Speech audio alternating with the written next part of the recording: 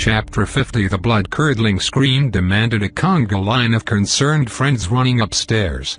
It was one of the oldest rules in horror movie history. Everyone goes to the scene of the blood-curdling scream. And one took the lead.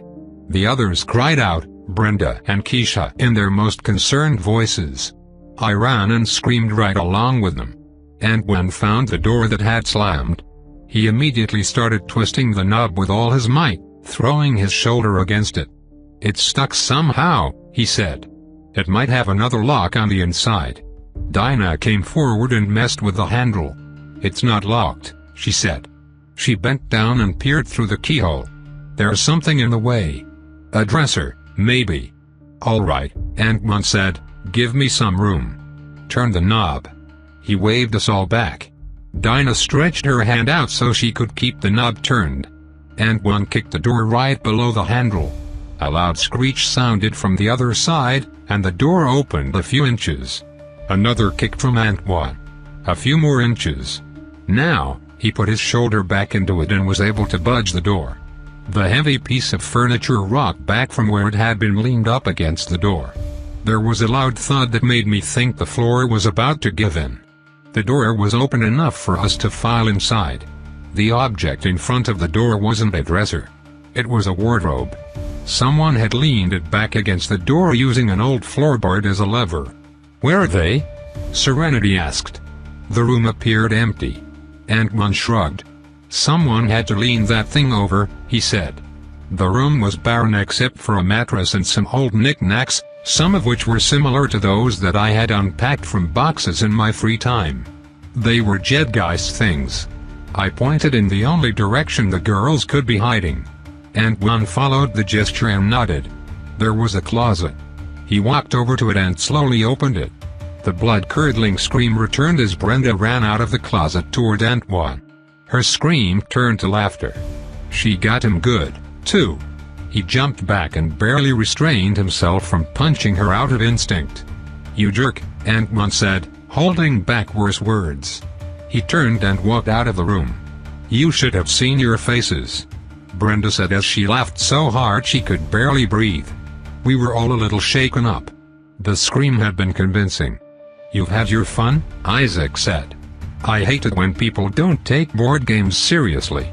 I was just kidding, Brenda said gleefully. She looked around the room, and a curious expression took over her face. Where's Keisha? Ha ha ha, I said. We're not falling for that again. Brenda still had traces of her smile, but a growing concern cast shadows on her eyes. No, I'm serious. Was she not down there with you? None of us took her inquiries seriously. We stayed in lockstep. We weren't going to pull threads that might escalate the plot. Brenda pranked us. Keisha being missing was a prank too. Nothing was going on. Normally, being deliberately obtuse could cause problems, but we knew that the storyline could be run without fully revealing the nature of Carousel to stubborn newbies. New players would think everything was an elaborate prank. The Paragons had told us this about the first storyline. If that was true, then refusing to pull plot threads could be an effective strategy for staying safe. If we never reacted to Carousel's prodding, then the story would stay a safe, spooky tale. We weren't going to do anything that strong-willed skeptics fresh off the carriage to Carousel wouldn't do.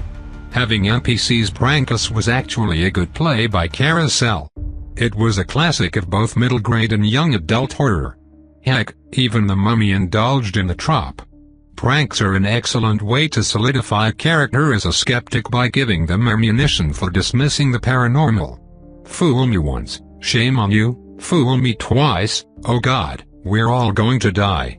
Brenda became more and more adamant that Keisha wasn't with her as we moved back toward the stairs. Kimberly and Cassie stayed with her to listen to her and reassure her. The rest of us were ready to get out of there. Before we could find our way, we heard another scream. What now? Ant-Man asked, still shaken by the previous jump scare. It was Brenda again, but she wasn't screaming to scare us. The house was designed so that the upstairs doors could be seen by someone sitting in the center of the living room on ground level, a hallway wrapped around the second floor. In the hallway opposite the staircase was Keisha. She looked genuinely frightened. She was crying. Her arm was held up against the wall as if someone were holding her there. Behind her was a shadow that was so faint it could be missed by anyone who couldn't see it on the red wallpaper. Bradley Spears, deceased. The shadow vanished no sooner than we looked at it.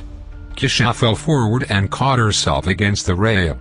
A message appeared on the red wallpaper: "Stick to the plan?"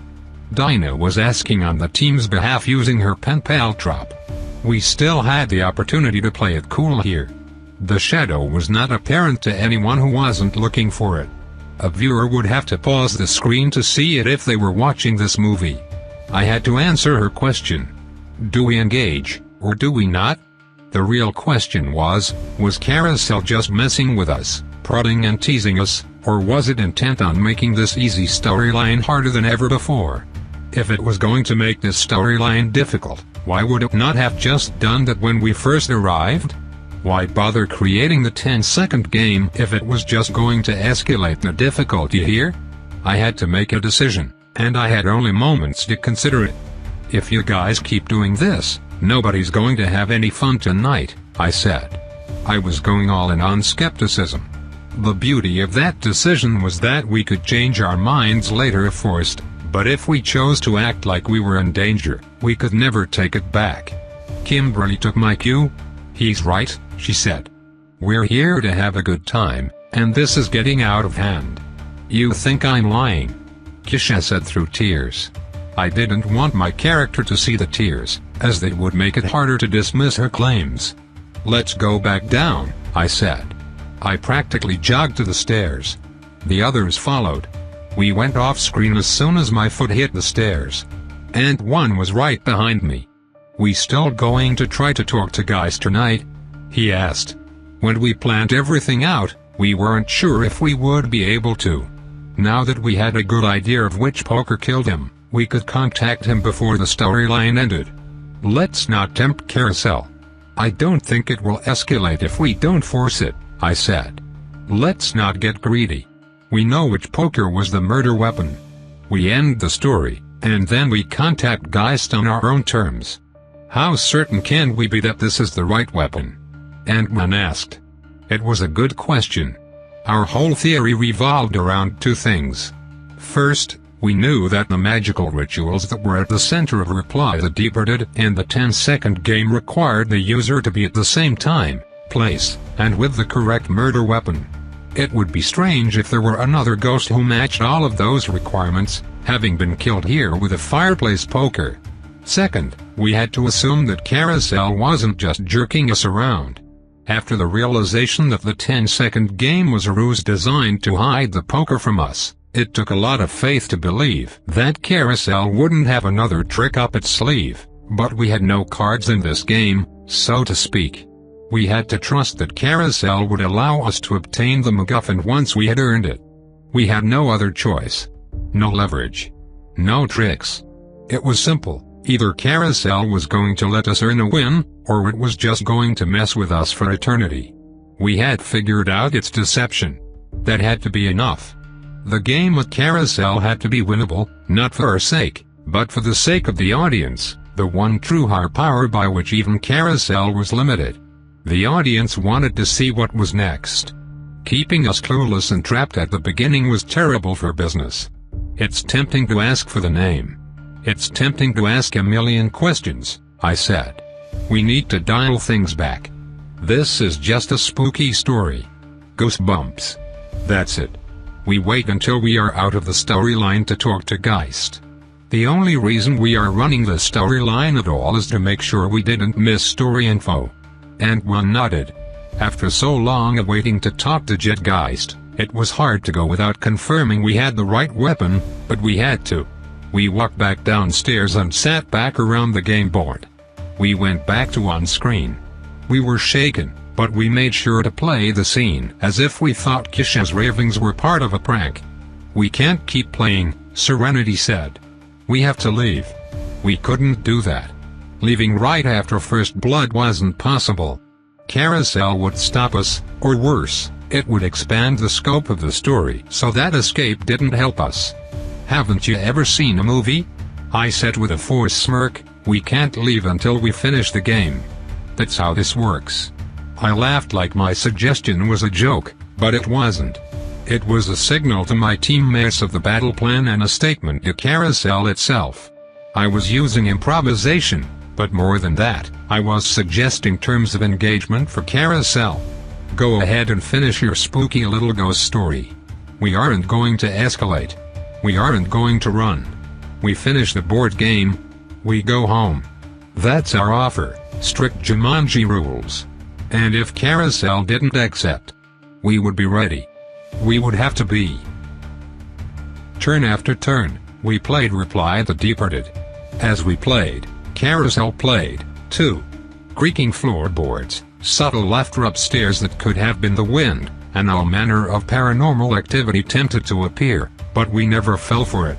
Why don't we ask a spirit if this killed it?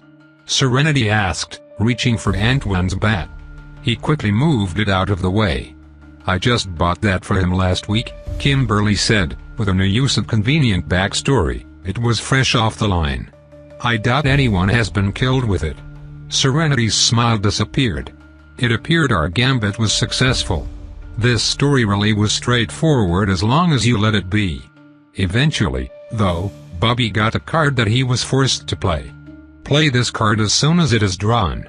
A blue light shines through the library window. Any players currently in that room must escape before the end of their next turn, or they will lose 2 turns. A blue light. That was another thing that sounded familiar. Fortunately, none of us were in the library, as that was where the ghost sheet with Jedgeist's information was left uncompleted. Still, as soon as he played the card, the living room got brighter, and a blue light appeared in one of the rooms down the hall. Shit, Isaac said, the cops are here. He really sold it, too. He struggled to get out of his chair and made a scene of falling over the armrest. Never mind, he said. False alarm.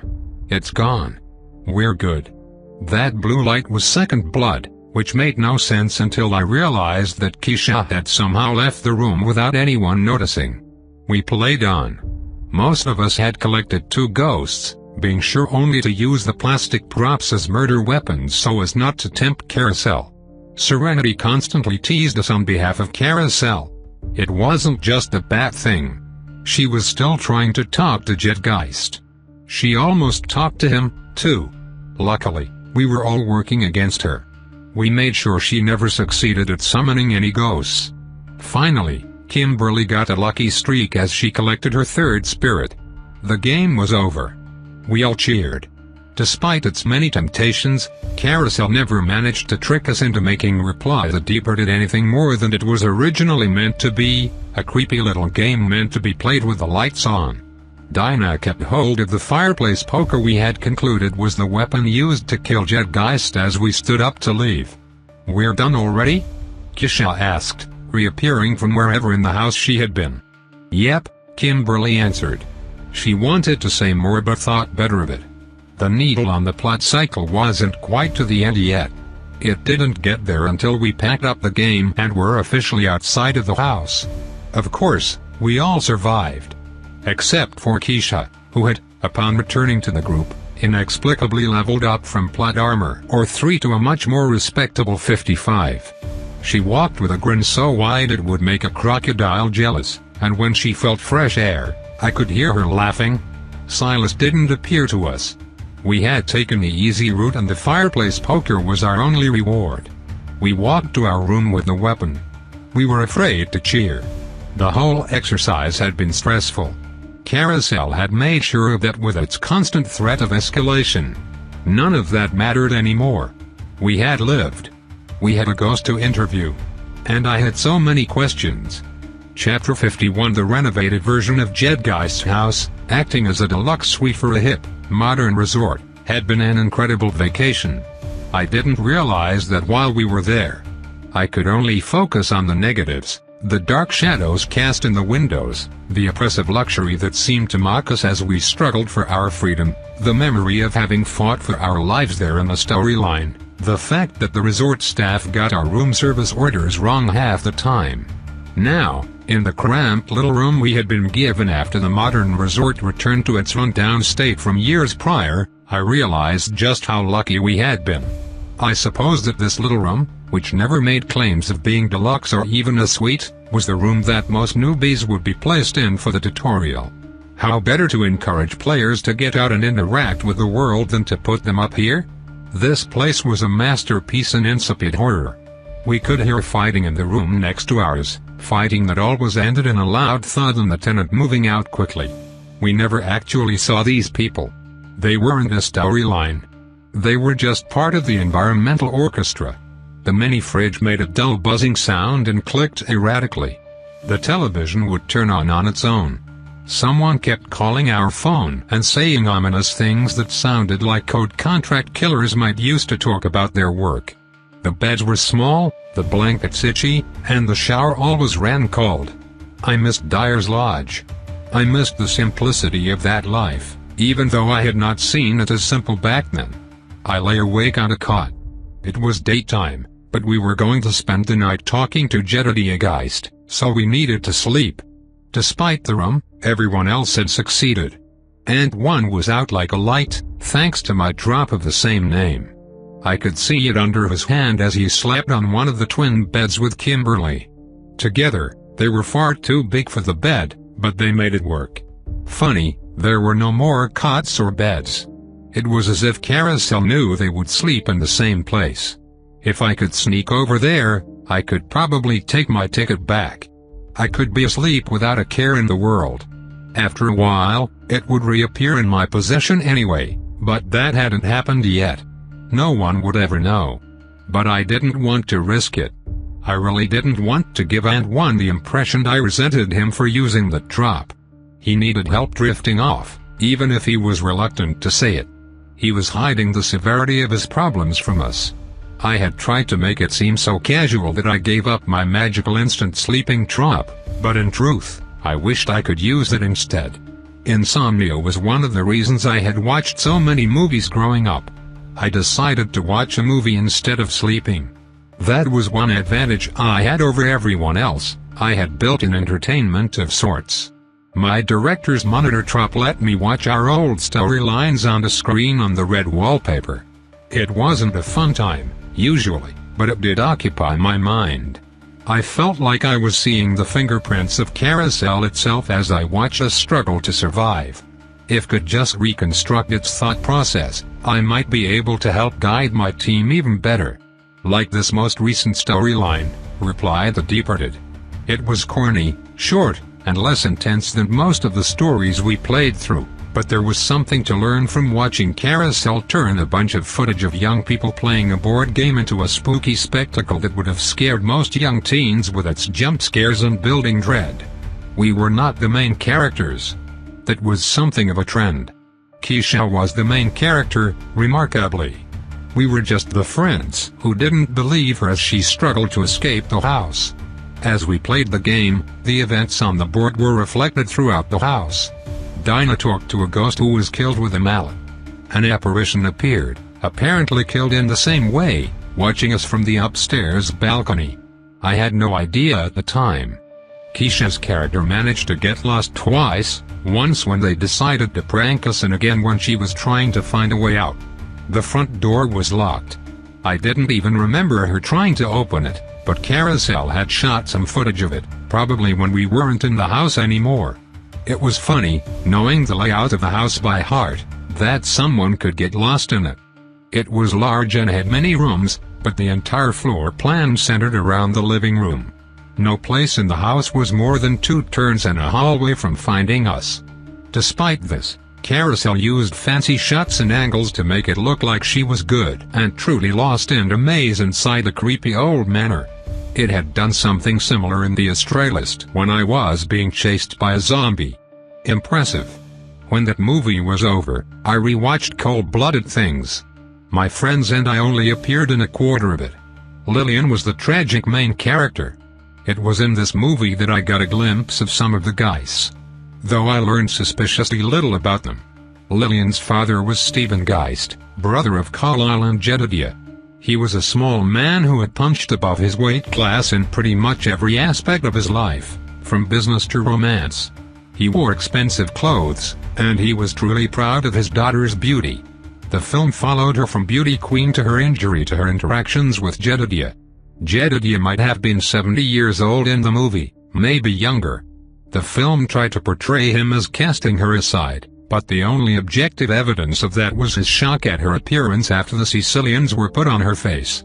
Before that, their interactions were cut up, spliced together, and involved little dialogue. Carousel was hiding something. A casual viewer might not know it, but I suspected that there was more to Lillian and Jedediah's interactions than the film portrayed. In fact, if Howard Halley hadn't been there to explain that Jedediah had put her in this care, a viewer might never have learned that. That was basically Halley's job, explaining things that Carousel couldn't get good footage for. The murder of Geist happened at the midpoint and was not presented as a mystery but as a tragic action by a psychologically devastated woman. She then lived in a sedated stupor until my friends and I showed up to try to solve his murder. We were presented as clowns. How else could we be presented? The audience already knew who the killer was. When I finally exposed Cecilia as Lillian Geist, she snapped out of it, and the movie ended with her dying from her fight with Halley. That wasn't how it actually went down, of course. That meant that Carousel either reshot things or used old footage. Perhaps jumping into a giant skin frog's mouth wasn't the proper ending. My friend's escape was only shown in a montage over sad music. The end. Can you stop messing with that? I asked as the credits rolled. Isaac awoke at some point during the second movie and found an old radio in the hotel room. He was insistent on playing with it. He found a channel on the radio which appeared to play music exclusively performed by singers in duress. Occasionally, the whispered words "keep singing" could be heard as the singers tried to perform through tears. "Sorry," Isaac said. "This thing is freaky." The others were waking up, preparing for our nighttime séance. I tried remembering the early parts of Lillian's life, the faces of her family. Truthfully, her father was the only person who was identified. The rest involved scenes with NPCs who were all obsessed with her beauty, a high school boy in her grade, a college professor, and the guests at the first annual Miss Carousel pageant. Anytime someone would comment on her looks, I could see something in her eye. An alertness, a distrust.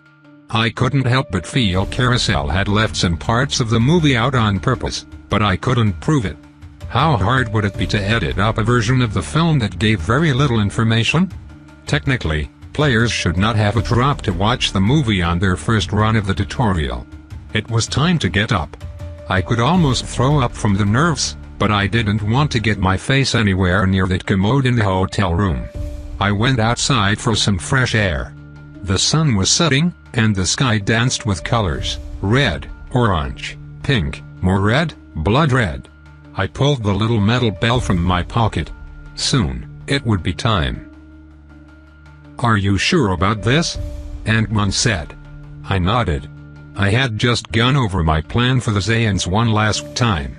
We were going to play the 10-second game instead of Reply the Departed. Our license gave us the option of doing either type of séance.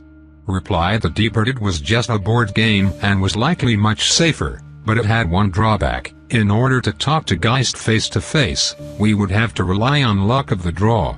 Otherwise, we would be stuck with yes or no questions.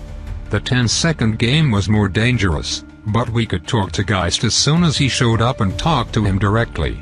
It was a risk we needed to take. "We don't know how many shots we get at this," I said.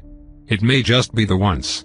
We could be pushed into the third storyline after this is over, and then we might not have the information we need for the true ending. We need to talk to him directly."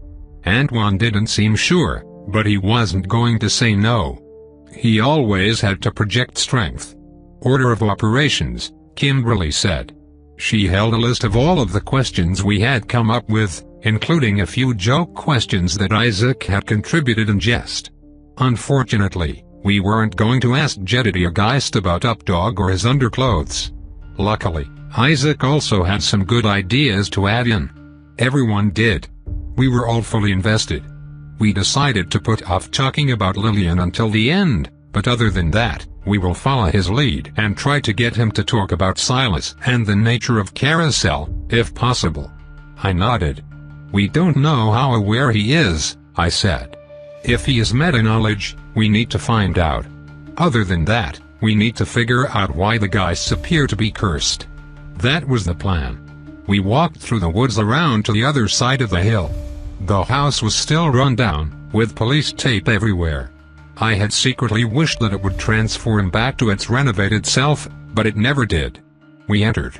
Isaac invoked the spirits, or whatever it was called, where we announced our intention of playing the 10-second game that night. The creepypasta rules had seemed pretty straightforward. Then, it was time to wait until 3 o'clock at night, the witching hour. There was no good place to sleep or wait in the house. Everything was decrepit and dusty. Maybe we should tidy up? Kimberly suggested, gesturing to the weapons spread in every direction. That was a good idea.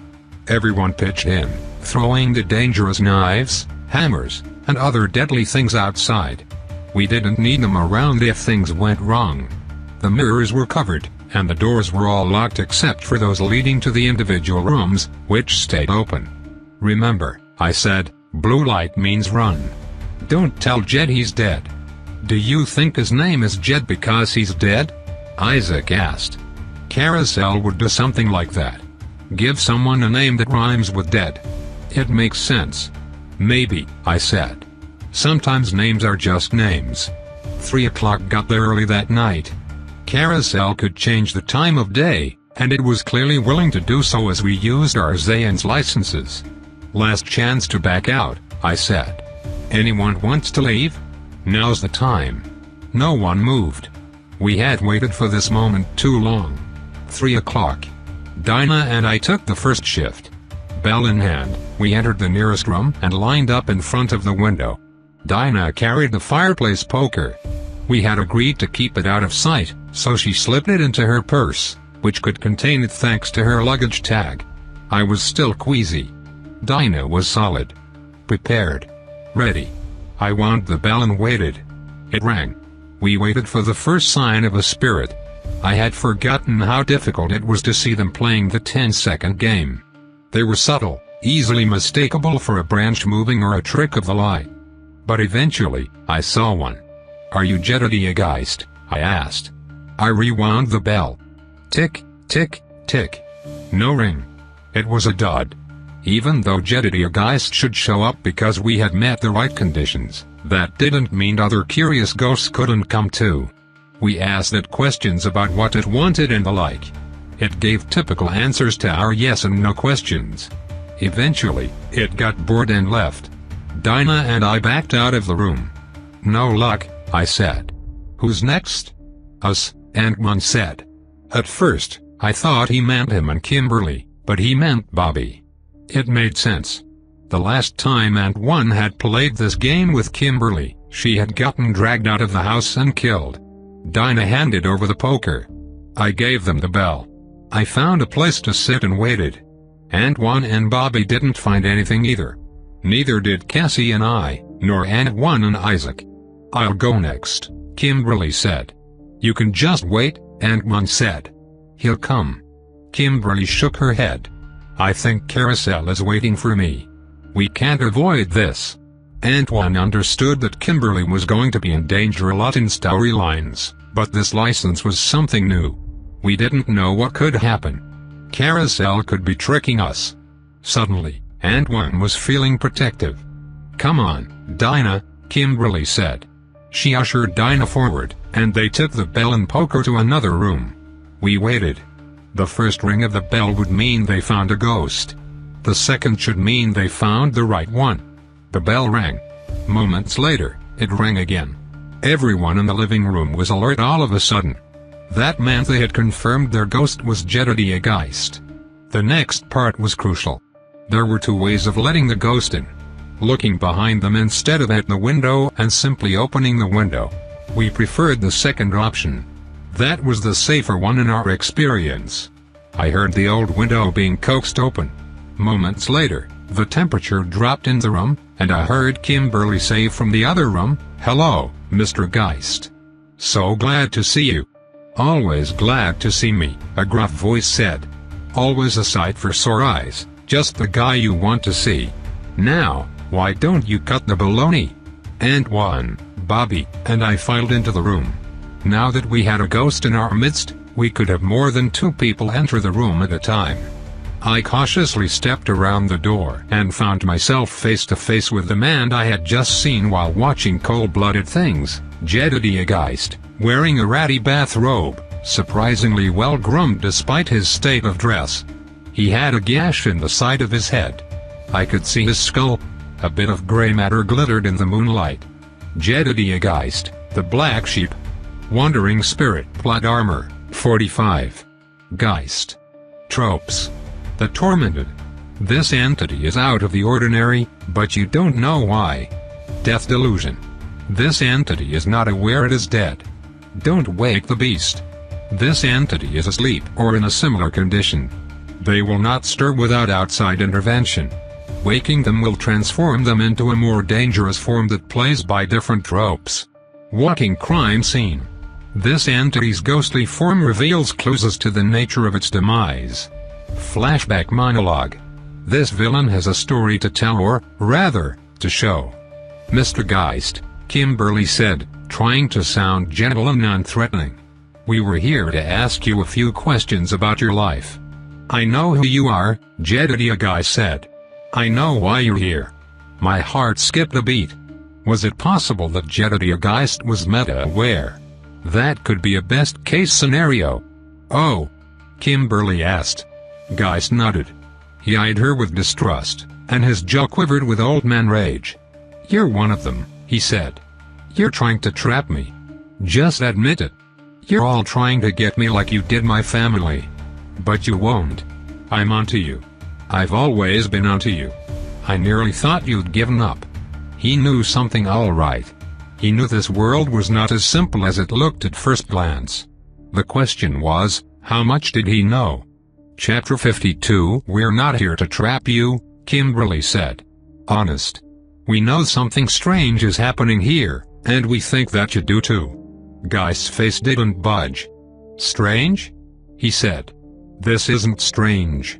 I suspect that things have always been this way.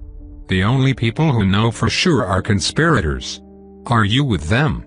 He paused only for a moment. Don't answer. Don't tell me you're on my side. I'll forego that reassurance if it spares me another round of lies. Do you want to know what is strange about Carousel and my family? I'll never stop telling that story as long as I live. To silence me, they'll have to kill me. He scratched his forehead, right next to the gash where Lillian Geist had beat his brains in. Now, get on with your questions. Before you ask, I will not be going with you to the supposed Centennial, he said. Kimberly took a breath. You think we're here to bring you to the Centennial? He sat down on the broken bed in the room and leaned against the headboard for support. I am not a fool. I read in the paper that the Centennial has returned. I knew it would only be a matter of time before you all tried to pry me down the hill. You are nothing if not predictable. No, we're not, Kimberly started to say, but Antoine put his hand on her shoulder. You said supposed Centennial, Antoine said softly. Is this not the real Centennial? Jedediah began to laugh heartily. My father was successful as long as I knew him and for many years before I was born, but I doubt even he could have founded the town before he even knew his letters. They reported it would be the Centennial 3 years ago, too. I guess they didn't expect me to lock myself in my house the whole week through. Thought they would try that trap again.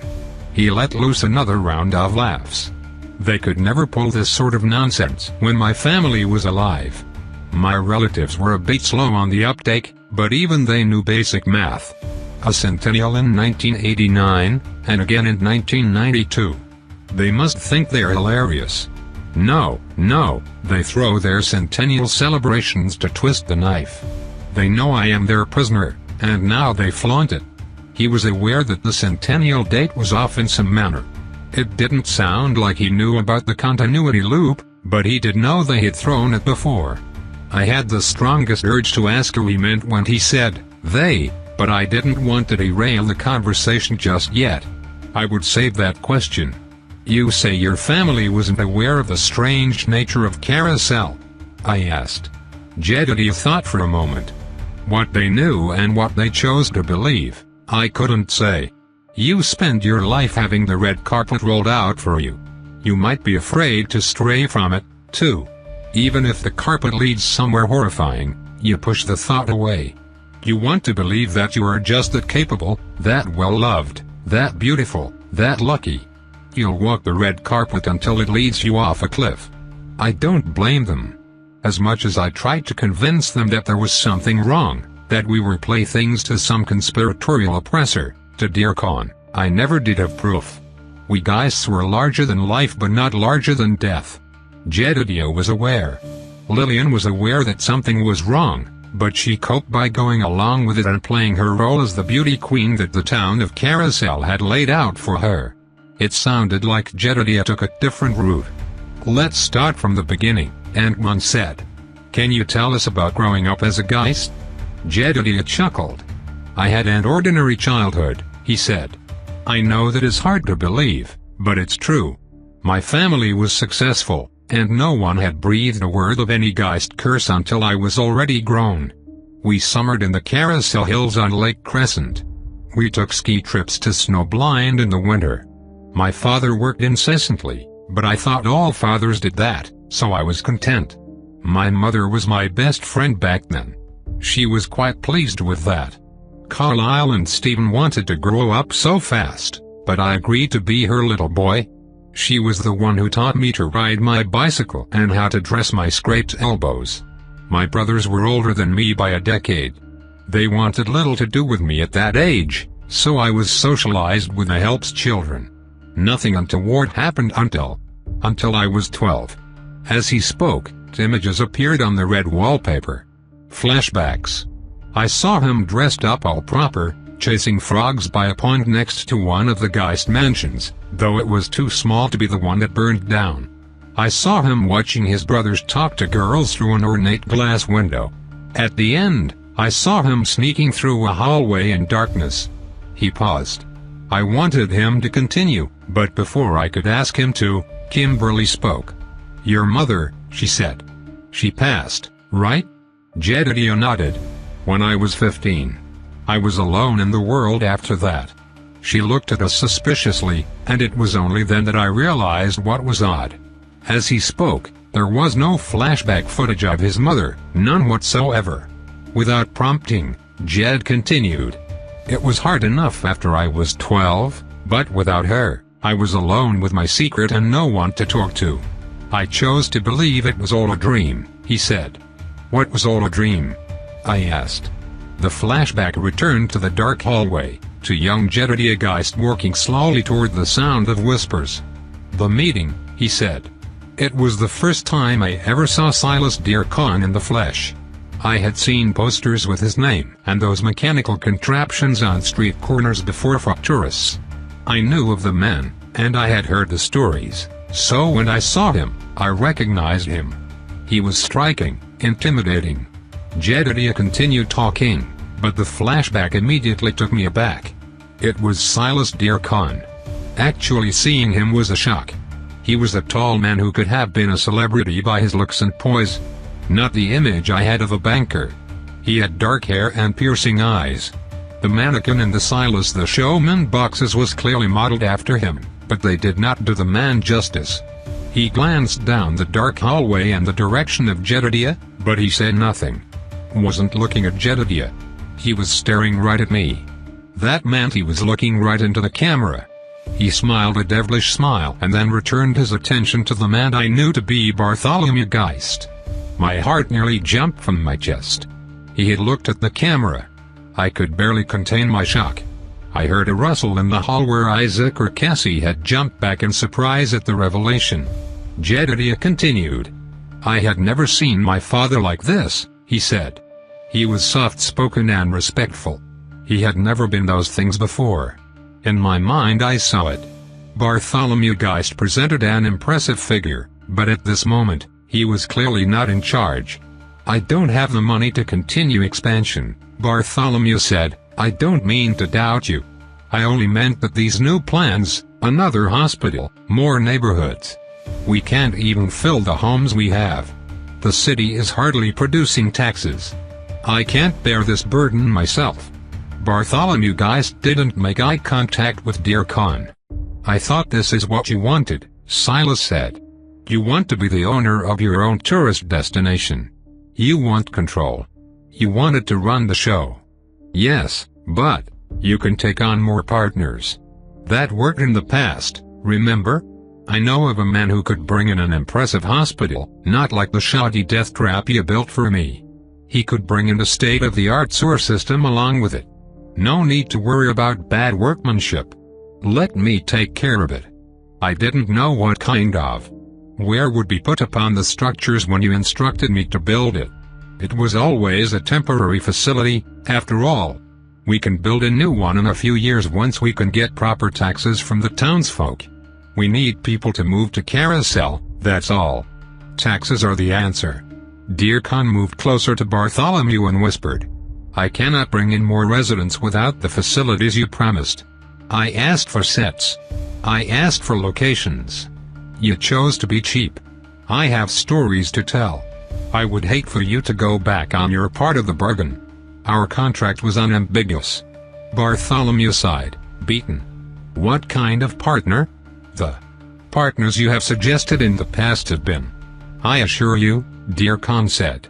The man I have in mind is nothing if not a professional. He even cleans up his messes. All he needs is a home in the Carousel Hills and a lot for his hospital to be constructed on. I assume.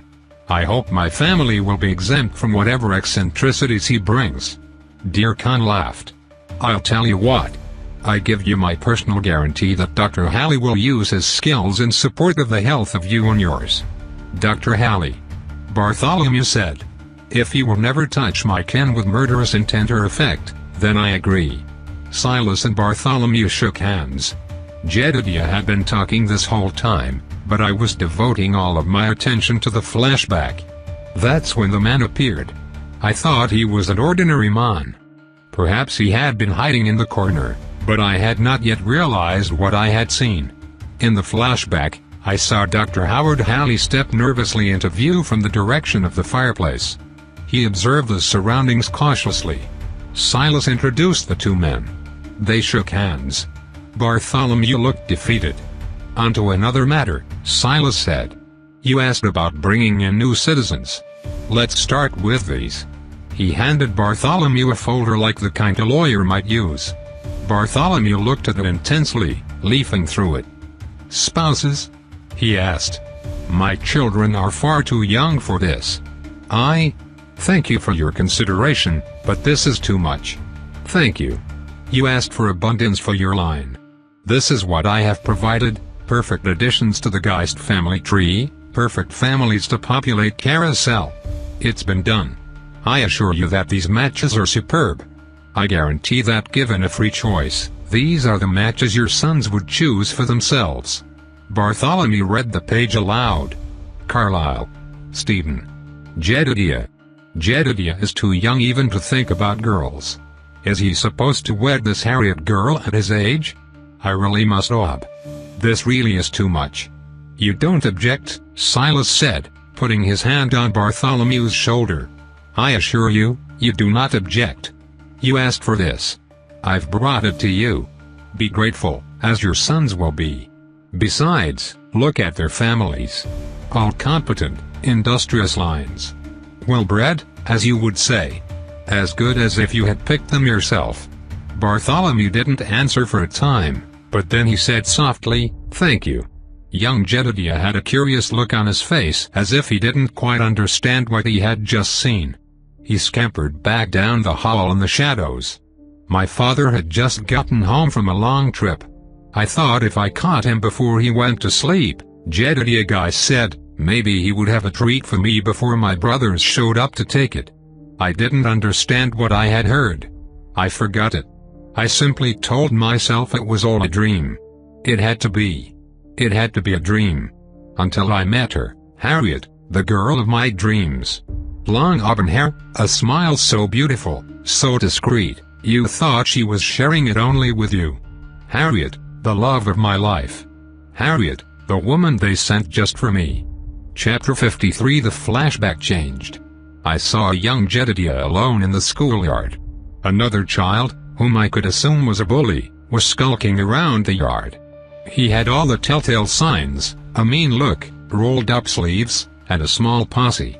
Jedediah was alarmed. He wandered off, looking for safety. He was in a utility closet of some kind. Of course, when he emerged later, the bully was right there waiting for him. In my life, it was like everyone knew where I was. I could never understand how that could be. My brothers didn't share my observations. They loved being the center of attention, but I sought solitude, and that was something no one would allow. He was slowly learning that everyone in town knew who he was. He couldn't hide, and he couldn't be alone in a crowd. That same bully must have been a favorite tool of Carousel's, because moments later, in another memory, I saw him chasing young Jed into the woods, where Jed came upon a grisly scene that looked like some large animal had attacked a group of vagrants. Their bodies had been gnawed on by the look of things. What was more, they were moving. As soon as Jed saw the first twitch, he turned and ran, only to be caught by his bully. He might have gotten beaten just then, but even the little jerk who had been chasing him didn't know how to react to his frenzied look. I ran to the police and told them everything. I was so worked up they eventually sent officers to look for the men I had seen, he said, clearly still haunted by the memory. They said there was no one there. One of the officers looked at me and said, "Your friends must have been pranking you, kiddo." There were footsteps leading away from the scene. Footsteps. I knew what I had seen. Still, I developed a profound fear of the woods. That was particularly troubling. No matter which direction you try to go in Carousel, you'll find a forest eventually. I was trapped. The flashback jumped forward. He was older, wore a tux, and was sitting alone at a wedding venue while a large group of well-dressed people enjoyed the festivities. My brother Carlisle's wedding is where I met Harriet. I saw her across the room, and it was like I knew her. I had forgotten what Silas Dearcon had said for the most part. It had all faded to nothing but a generalized feeling that something was wrong in the world. When I saw her for the first time, I didn't even think about my growing suspicions the whole night. She stole my heart and told people I had stolen hers. Watching the older, deader Jedediah Geist relay this information sent pangs through my heart. He was in great pain to tell us this. They conspired for so many years to force me to go along with their grand schemes. All those years of the stick, all it took was the carrot. I decided that I didn't care if there was some strange conspiracy. I didn't even conceptualize it as a conspiracy then. I only knew the cold stillness in the eyes of those who worked together to force me into traps. When I was a young man, the Geists were not dying off yet, but we each experienced in our own time horrifying things. Off-putting things. Death. Carnage. We were always on its periphery. The rumors of witchcraft and ghouls felt so possible to us. Our friends would go missing. That group of dead vagrants in the woods was not the last I would see. Our fate had not found us yet, but it was circling. I saw it all, various people who must have been Geists, a young woman who survived a slasher at a slumber party by hiding under the bed, a man swimming fearfully while being stalked in a lake by a gigantic creature whose shadow lurked just below the murky depths, and Stephen Geist with a girl in the back of his old-fashioned car when she started coughing up needles. It was normal. We assumed everyone had these experiences. It never hurt us. We were nothing but observers of others' misfortunes. We were mocked if we complained. Besides, our real problems were the townsfolk. The odd misfortune could be chalked up to bad luck. The tabloids, though, the rumor mill, started to talk about us as if we were the cause of everyone else's misfortune. A montage of news headlines came through, alleging the Geists were crooks, corrupt, or even devil worshippers. It was strange. We were at once reviled and simultaneously hailed as the town's leading family. My father practically became a mascot. They loved him. The legends might not have been flattering, but they did love to spread them. As this continued, it was time for me to marry. Everyone said so, and my love for Harriet had only grown, but as I contemplated this, I knew I would have to ask the question of whether she was in on it. I had never seen the cold, knowing stare from her before as I had seen from the conspirators. I hoped that she was real. The memory of Silas Dearcon was pushed away until the time to propose ticked closer and closer. I was starting to make some real money at one of my father's businesses. My life was coming together. Still, I couldn't shake my suspicions and just enjoy it all. Jed was in tears as he spoke.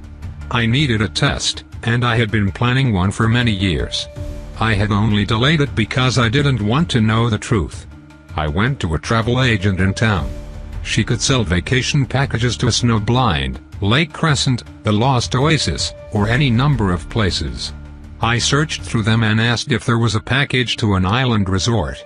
They offered beach packages, but nothing so remote that couldn't be reached by train or small aircraft.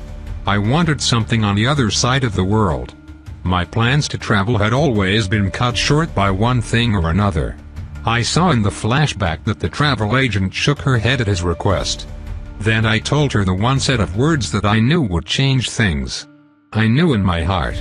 She had a cold, knowing look, and I knew she was one of them, one of the conspirators. I said, "Such a shame.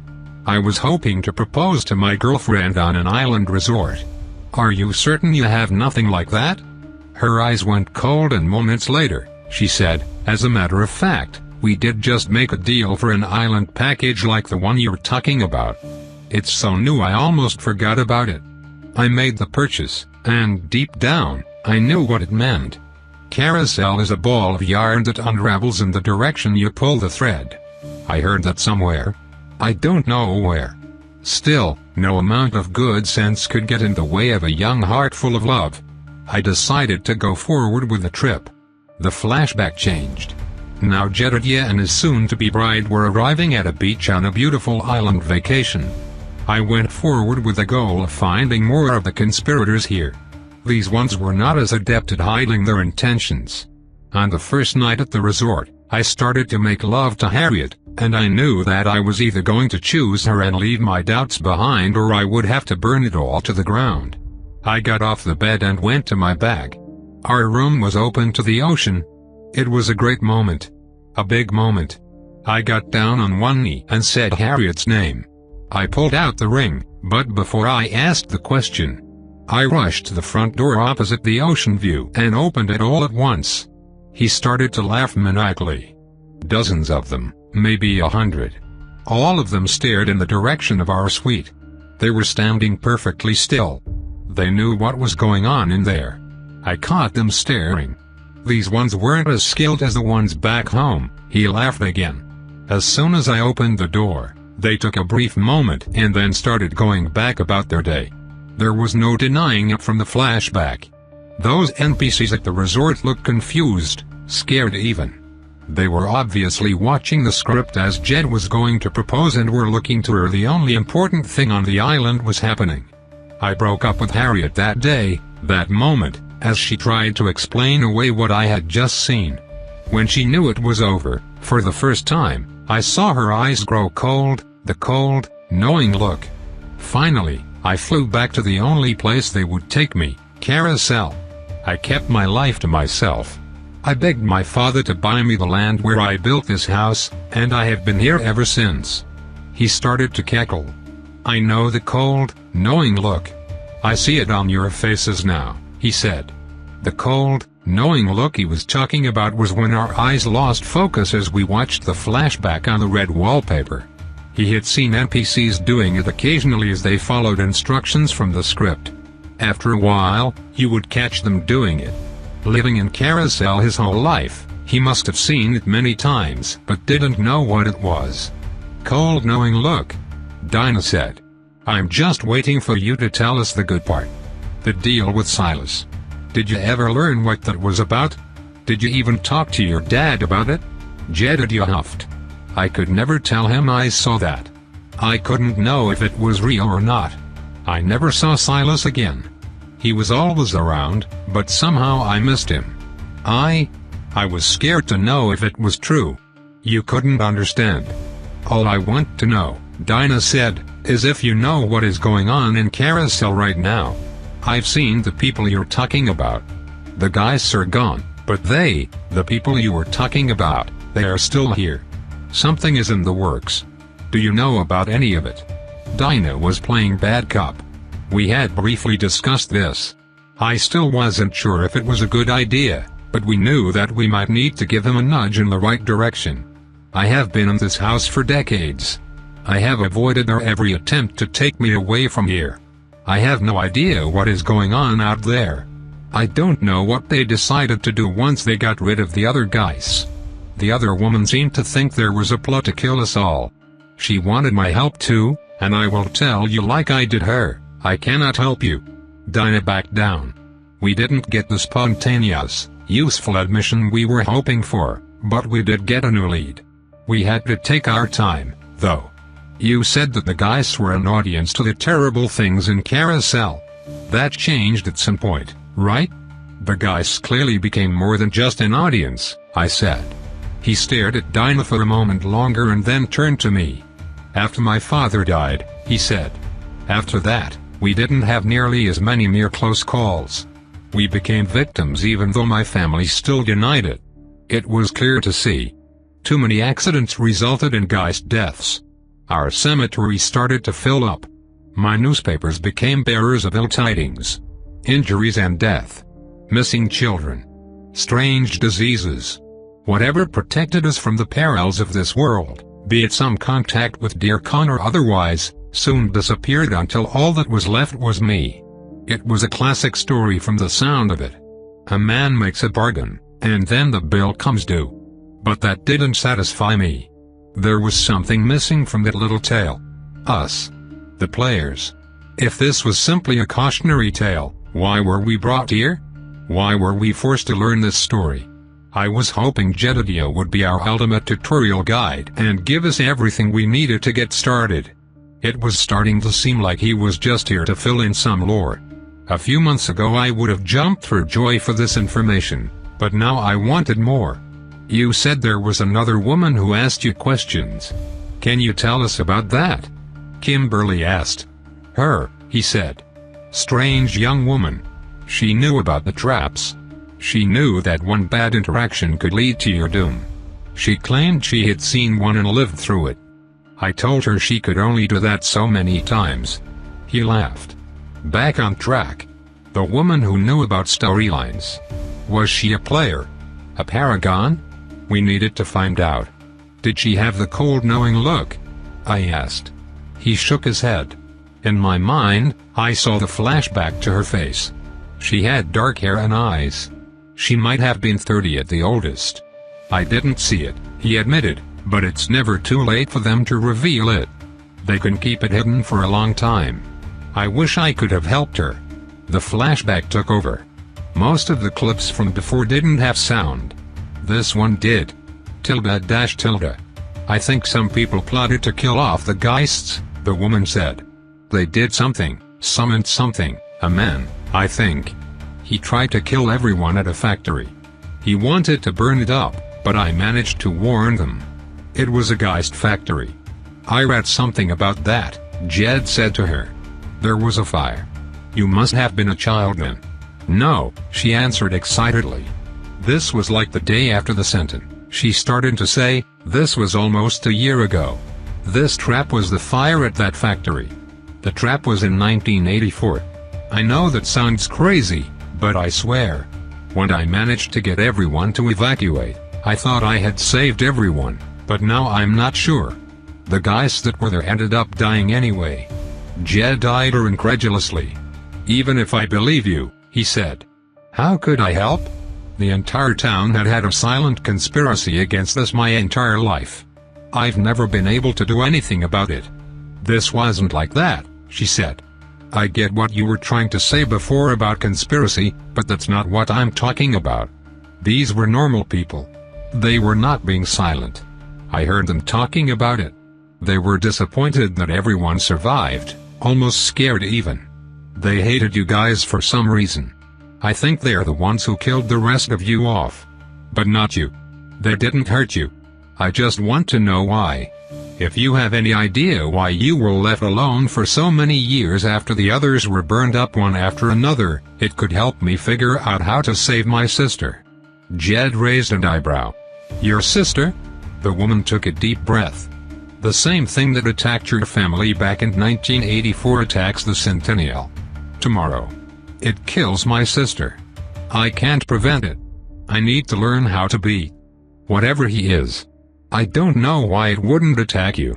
It seemed to have tracked down every other Geist. Jedediah got quiet. The flashback faded for a moment as Jed spoke. Of course, there was nothing to tell her. I couldn't say why I was spared. I didn't know. But the flashback betrayed him. I saw a glimpse as he spoke. I saw him in his house some years earlier. He wasn't alone. There was another man there, a man I had only recently seen. It was Silas Dear Khan. Chapter 54. Tell us the truth, Ant-Man said. It is weird that every Geist was surgically removed from this town except for you. Jedediah began to get angry, but perhaps not at us. He relented. You wouldn't understand, he said.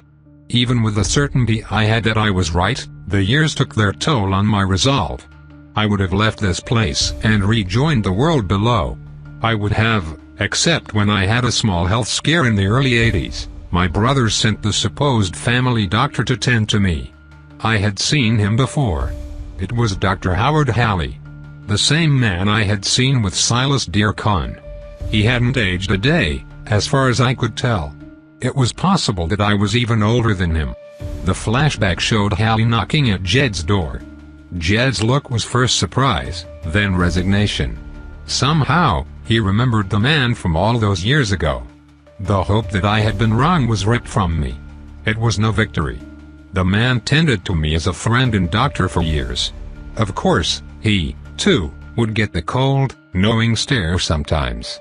He would try to lure me to his trap in the Carousel Hills, but I was too old to give a rise over it. After that, Jedediah began to weep. Ghostly tears ran down his face. The night the manor burned, you could see the fire glowing in the clouds over Carousel, you know. I turned on the radio, looking for some explanation. Somehow, in my heart, I knew what was happening. I could feel it. I had known something was going to happen for some time. I had received an invitation to a party at the estate. A plot was brewing. I had just lost my brother Carlisle. The party was in his honor. Something was going to happen. When I heard the manor was ablaze with my whole family inside, I could stay here no longer. I lost track of what Jedediah was saying as I watched the flashback of him running around the side of the hill and screaming, I'm going, to an NPC sitting in the hotel's shuttle van. Jed held out his hand. The NPC handed him the keys as his script likely instructed him to. Jedediah didn't go directly to the manor. That road was closed off by emergency services and news crews.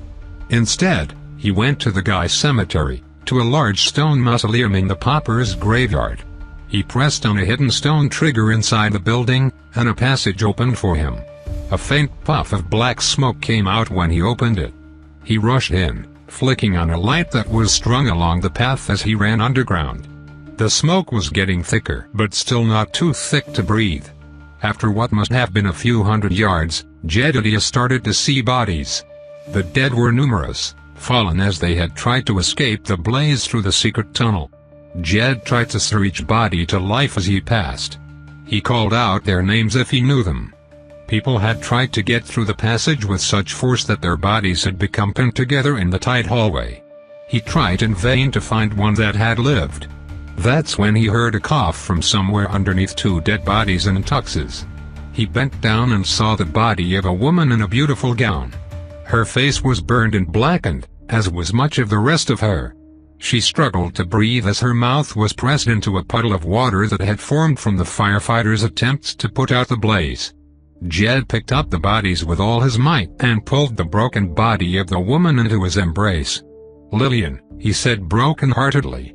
He turned toward the door that led to the main manor and screamed, "In here." He was about to scream it a second time, but then he heard the muffled voice of an NPC on the other side of the door, a firefighter perhaps. I could see the wheels turning in his mind. He didn't trust NPCs. NPCs led you into traps. He lifted Lillian and did his best to pull her back through the tunnel and to the shuttle van waiting in the cemetery parking lot. He managed to get her inside without anyone seeing them. He got in the driver's seat and started to drive. I didn't know where to go, Jedediah said. The hospital was rife with traps. I couldn't be sure that she would be safe there. The guys were being targeted. I couldn't trust anyone. I did the only thing I could think of. He drove back to his home. There was a path to his house. It was just overgrown. Still, he powered through and rushed Lillian inside, where he immediately picked up the phone and dialed a number. "Howard," Jed said. "I need you to come to my house immediately and bring emergency supplies for burns." "You burned yourself?" Dr. Halley replied on the other side. "Get here fast. And tell Silas Dearcon I need to see him." Halley sounded surprised to hear that. It took him a few seconds to respond. "Excuse me," he said. "Who?" "Tell him I need to see him now," Jedediah said. A few more seconds of silence later. "Okay," Halley said. Then he hung up. Jedediah shook as he put the phone down. A tear rolled down his cheek. His breaths were quick and shallow. He turned his attention to Lillian, who lay unconscious on the couch. She was in bad shape, and her breathing was heavily labored. "It will be okay," he said softly to her. "It will all be okay." Jedediah's account of the story continued. It was morning hours when Halley arrived. Silas had not ridden with him but still appeared at the door right after Halley entered. Jedediah didn't look surprised or afraid to see Silas. He looked resigned to his fate. "So this is all it took to get you to act," Dearcon said as he entered. Though he joked, his expression was serious, almost concerned. "What can I do for you, Jedediah?" "Save her," Jed said. "Heal her or I need you to save her somehow." Silas looked at Lillian on the couch. Halley was fast at work attempting to treat her. I saw something in Silas' eyes that didn't make sense. "Sadness? I can't do something like that," Silas said. "I'm a simple banker. Or however the legend goes." Jedediah shook his head. "You aren't at all what you pretend. I know that. I saw you. I saw you when I was young." Silas smiled with restraint. "Yes," he said. "You weren't supposed to be there. You were such a curious child it was hard for us to keep up. That was a wonderful accident, actually. Life finds a way. Or so I believed." Jedediah stared at Silas. He was building his courage. "You made a deal with my father." "That was a private meeting you observed," Silas said. "Still," Jed said, "you can make deals. Like in the stories." "Everyone can make deals," Silas said. "I just have more to offer than most, along with a great penchant for keeping my word." Jedediah looked at Lillian. "I don't want her mixed up in anything. I just want her better." Silas laughed. "You've come to bargain? I'll do anything." "Anything," Jedediah said. Silas shook his head. "Now you want to go all in when you are out of chips." "I'll give you my soul," Jedediah said. "That's what people like you want, right?" Silas smiled. "You really are a geist, after all," he said. "But it's a little late to sell your soul, wouldn't you say, Howard?" Halley looked up from his work on Lillian and said, "Quite." He laughed, but I got the sense it was only to humor Dearcon. Jedediah dropped to his knees. I couldn't imagine what was going through his mind. "Anything," he said. Silas knelt down and said softly, "I do have some services that you might be well suited to provide." Jedediah looked him in the eye and said, "What? What do you need?" Halley interrupted. "I need to get her back to the hospital," he said. "Go," Silas said. Halley lifted Lillian off the couch and carried her outside. "No," Jedediah said, "not without a deal. I know what he is. I know what he's done in the Carousel Hills. I've done my research." Silas smiled. "As I said earlier, you have no chips to wager here. No cards left to play. If you want a deal, then now is the time to make one." Jedediah knew he was up against a wall. "Lillian's life," Jedediah said. "I need her to be healthy." "I can arrange that," Silas said. "Halley is extraordinarily qualified." "And he won't take her back to his trap?" Jedediah said. "No," Silas said. "I'll ask again. What do you need?" I want you to answer questions, Silas said. Jed looked confused. Okay, he said. Ask me anything. Not just my questions, he said. I want you to answer any questions that anyone I send your way might think to ask. Silas then looked directly at the camera again. I will, Jed said, unsure of why he was being asked this. And I don't want this to be a trap. Or for you to send another trap after me. I want peace. You drive a hard bargain. In exchange for your services, Silas said, I will guarantee that you do not fall into any traps and that Lillian receives care from Dr. Halley without the trip up north to the Carousel Hills. Jed nodded. I need to see the terms, he said. Silas pulled an unsealed envelope from his pocket and retrieved a letter from within.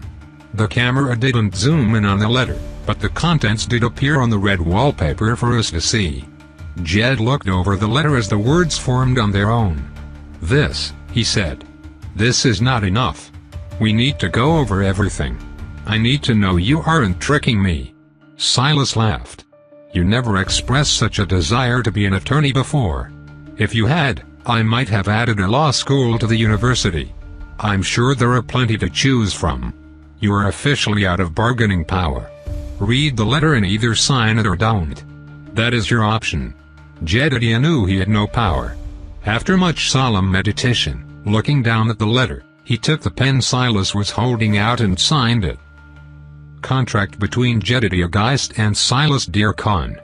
This document hereby enshrines a solemn pact between Jedediah Geist, hereinafter referred to as the Black Sheep, and Silas Dearcon, hereafter still referred to as Silas Dearcon, forged in the town of Carousel, on this day, April 11, 1984. The provisions herein are detailed as follows. Obligations of the Black Sheep. The Black Sheep shall, without falter, divulge answers to any queries brought forth by souls seeking knowledge of his bloodline or the obscured annals of Carousel's history. This duty encompasses all questions from any seeker, imparted with earnest truth to the limits of his wisdom. In performing this duty, the Black Sheep pledges to unravel the threads of the past, ensuring that no seeker departs less enlightened than upon their arrival. Obligations of Silas Dearcon. Silas Dearcon assures that the Black Sheep will be shielded from being tricked into traps, as he deems them, involving partners of Carousel or any conspirators. This safeguard shall persist steadfastly, encircling the Black Sheep and a cloak of protection against both corporeal and spectral threats by partners, from this moment hence for all of his life. It is herein promised that such safeguarding shall weave through the Black Sheep's existence unobtrusively, sparing him from the direct meddling of Carousel's clandestine orchestrators. Silas Dearcon shall arrange for Dr. Howard Halley to treat and care for Lillian Geist, the Black Sheep's beloved niece, ensuring her a recovery from her grave injuries. Silas Dearcon agrees not to involve her in the trap Halley has over in the Carousel Hills. Duration of agreement. This covenant shall bind from the stroke of this pen onward. Miscellaneous provisions. Should contention arise from the depths of this accord, it shall be quelled under the judicious eye of Silas Dearcon, whose edicts shall reign supreme, cloaked in the guise of fairness and impartiality. Signatures. By affixing their marks below, both entities commit to the tenets laid forth in this document, binding themselves to its fulfillment with a solemn vow, albeit under circumstances that could be described as less than voluntary but with a spirit of adventurous consent. Jedediah Geist the Black Sheep. Jedediah Geist date, April 11, 1984. Silas Dearcon _ Silas Dearcon date, April 11, 1984. Silas turned to walk away, folding the contract back into its envelope. Jedediah did not look pleased with his newfound protections.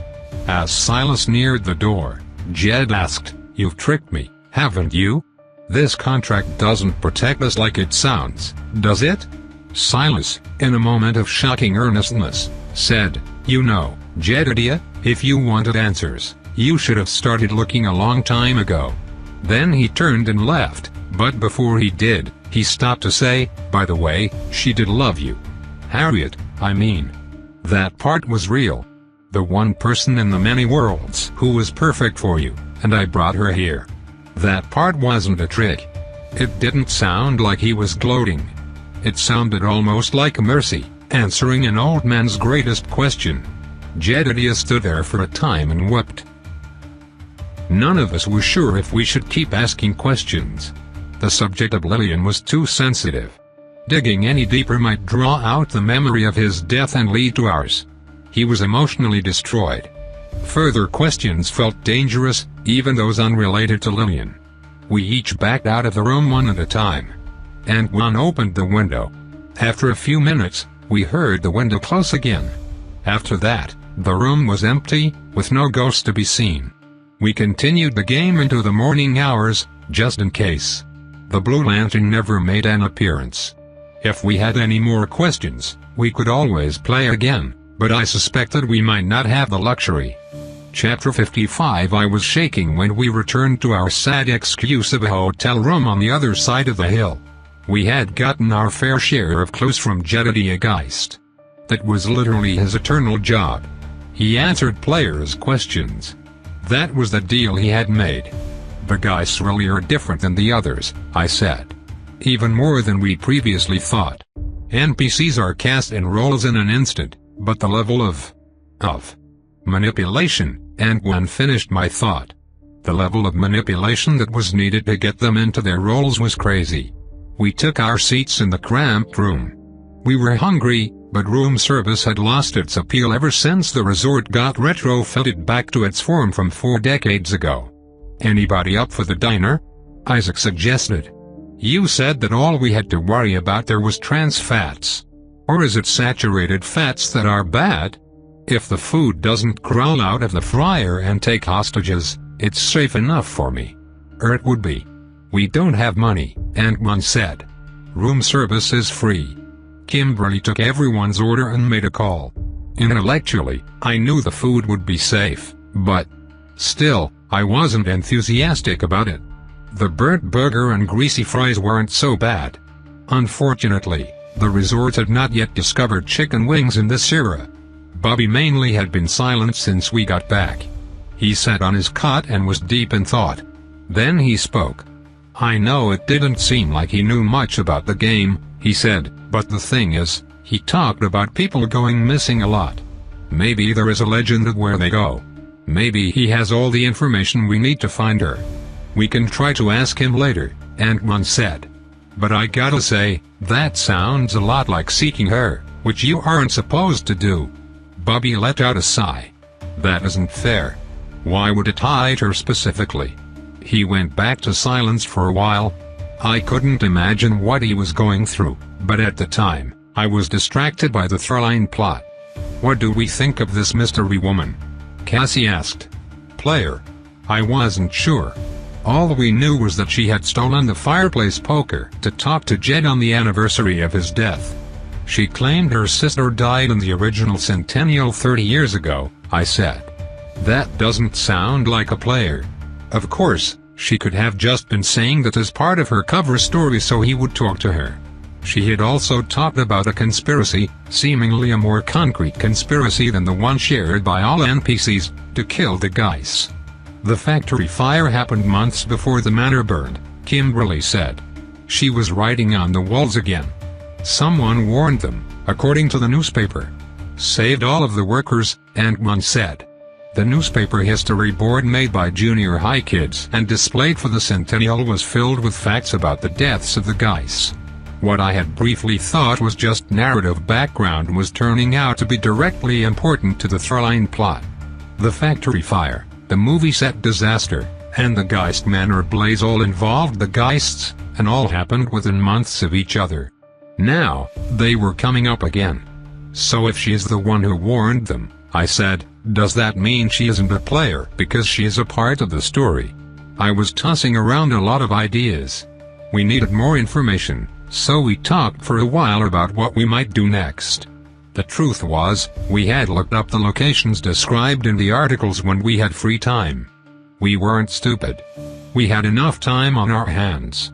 The factory site was now a mini-mall. We couldn't find the movie set location. The Birdgeist Manor was cordoned off and had security guards.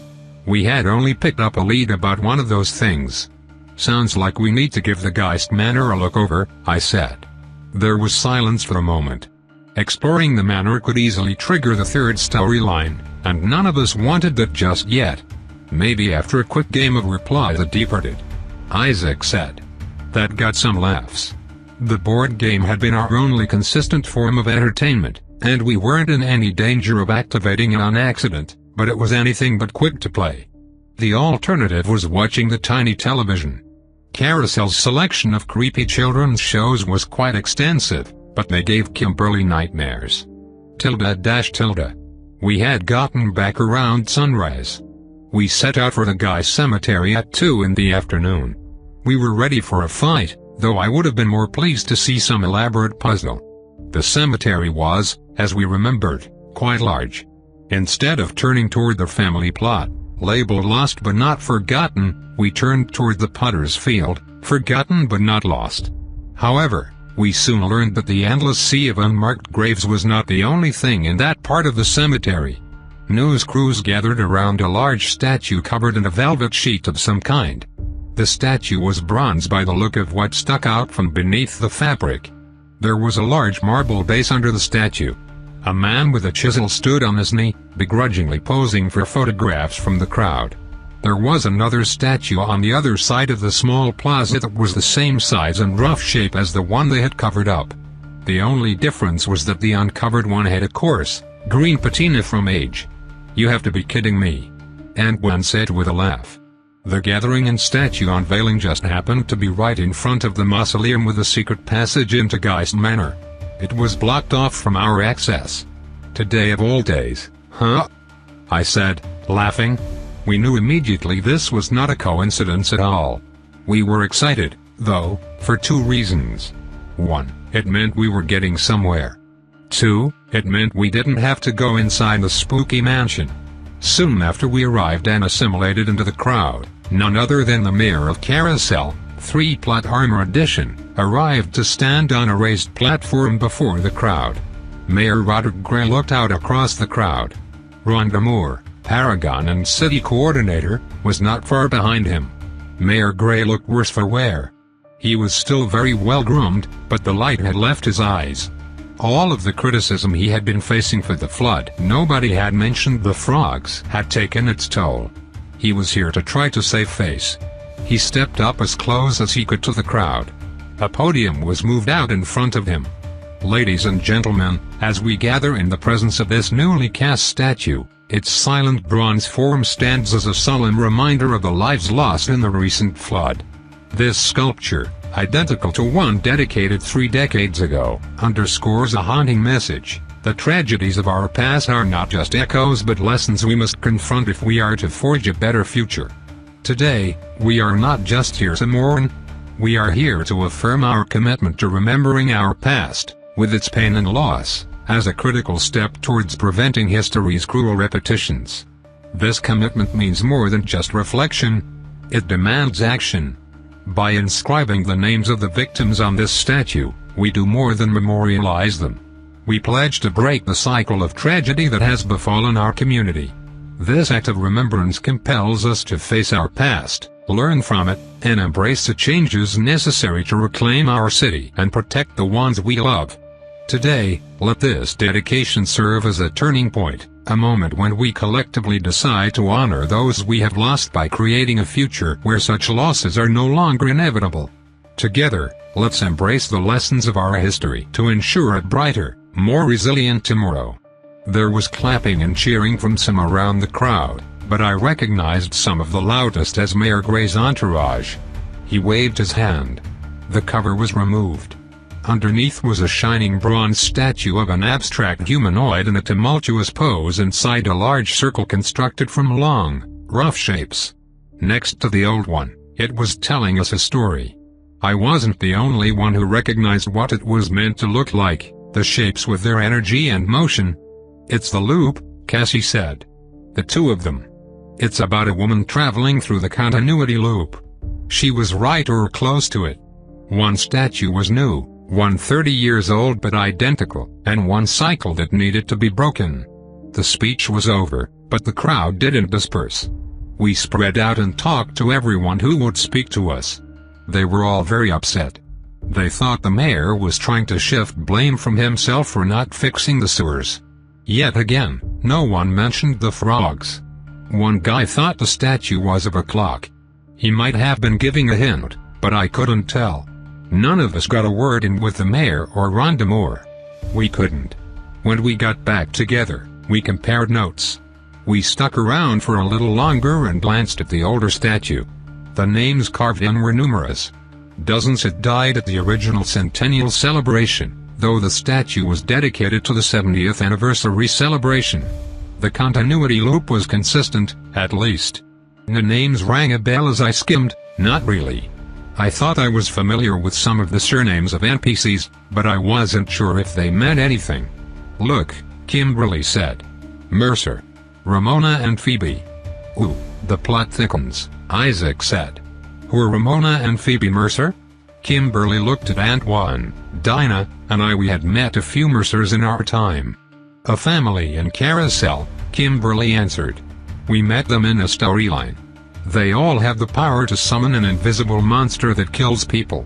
I guess they aren't just in that story. Indeed. The story we had seen them in never felt like a main Mercer storyline. It was a collection of odds and ends.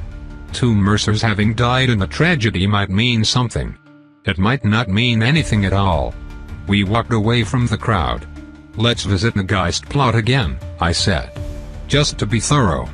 I had gotten a cemetery plot map and made plenty of notes on it, but I was always open to the idea that I had missed something. We made our way to the Geist section and started looking things over again. You know, Cassie observed, there is a lot of blank space around here. It almost looks like there should have been more Geists. She was right. Several portions of land looked like they could have been special sections for the various branches of Geists, but they were now empty grass and leaves. Maybe they didn't plan on dying all at once in a towering inferno, Isaac said. They thought they would have more bodies to bury. A lot of the Geists had no specific grave but had their names on a monument to the Geist fire.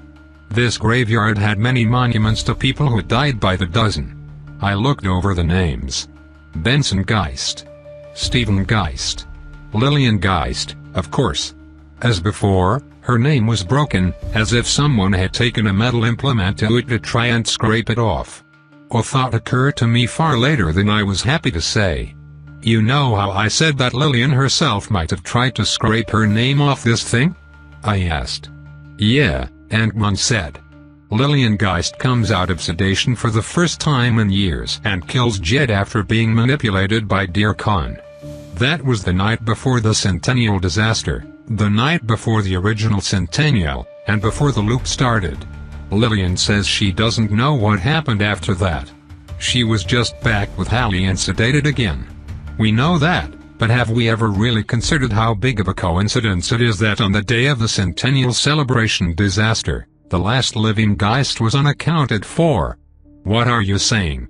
Kimberly said. That Lillian caused the Centennial disaster? She was terrified. How could she be at fault? I'm not saying that, I said. I'm saying that we were told these stories as if they were all separate. Maybe they have more to do with each other than we thought. I looked back at the Manor Blaze Memorial and thought about all the possibilities. Tope continued. Thanks for listening.